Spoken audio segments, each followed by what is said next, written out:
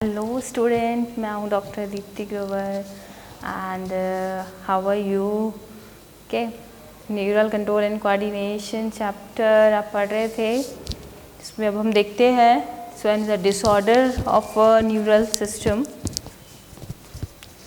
Disorder of a nervous system और in a neurons.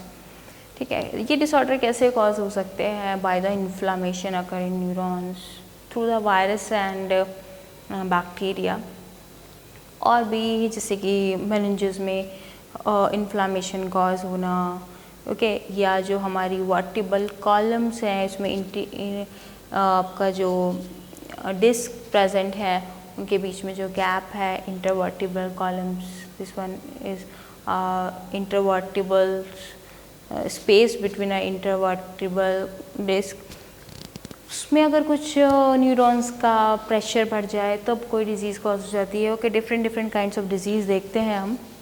Okay, first one is a polio. Polio is यार related और nervous system, वैसे actually is a viral disease, but इसमें motor neurons की cell body destruction हो जाते हैं। Okay, polio माइलेटिस।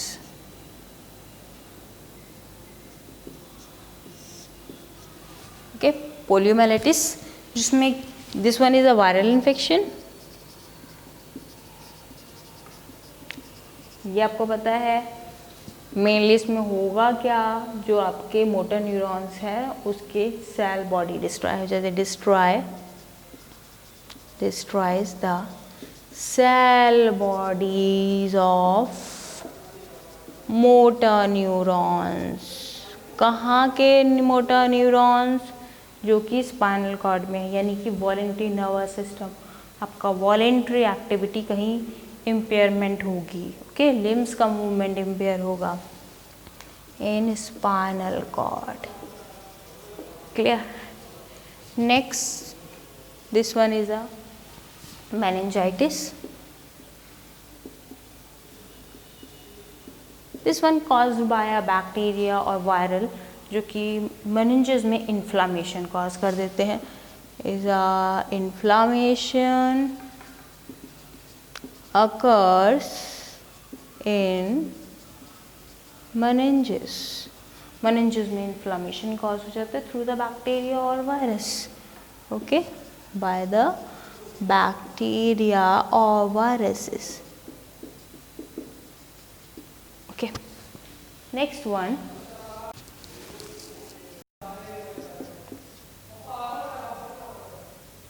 third one is a sciatica. This one is a painful sensation. कब cause होती है?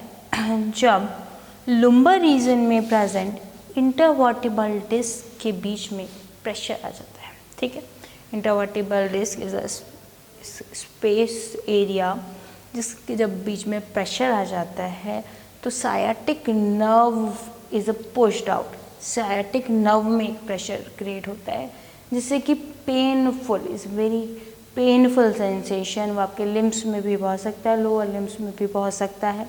Okay, at the area of a lumbar region is cause a painful sensation.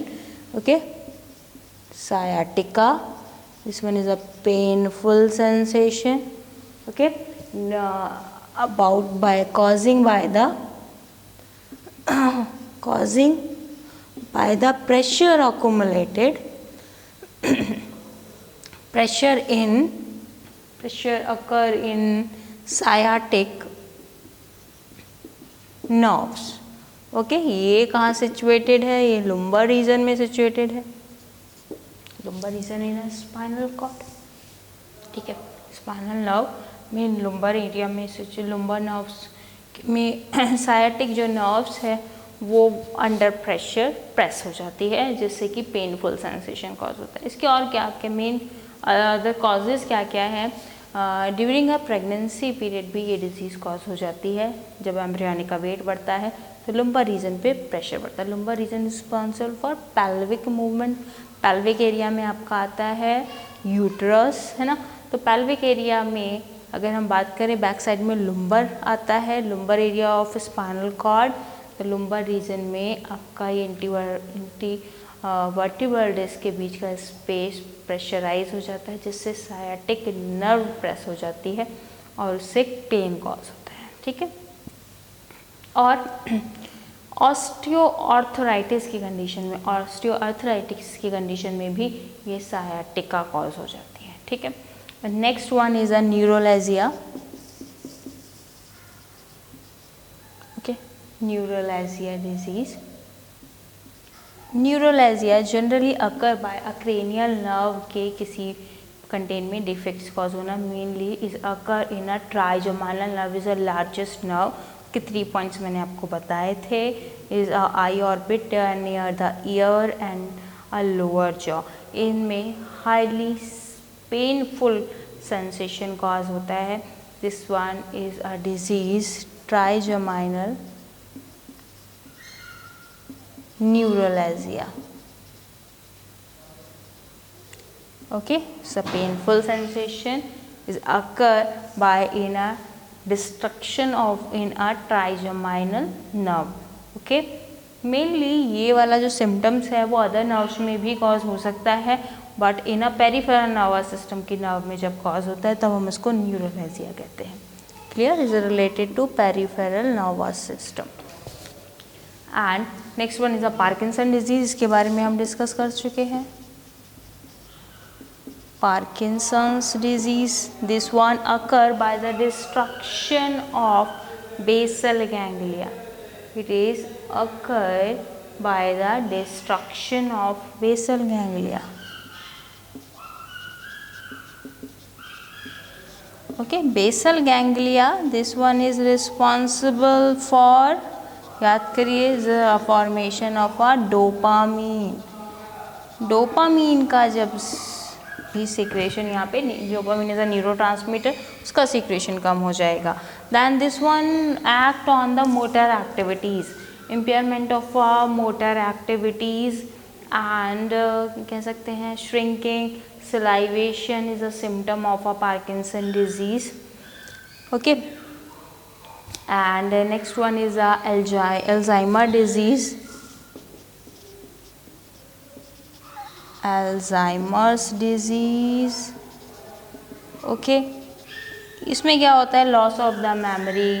And ये disease कैसे होती है, this one is a destruction by the neuron in a hippocampus area. Hippocampus जो मैंने आपको बताया था लिम्बिक सिस्टम में, तो वहाँ मैंने लिखवाया भी था कि hippocampus responsible for conversion of a short term memory into long term memory.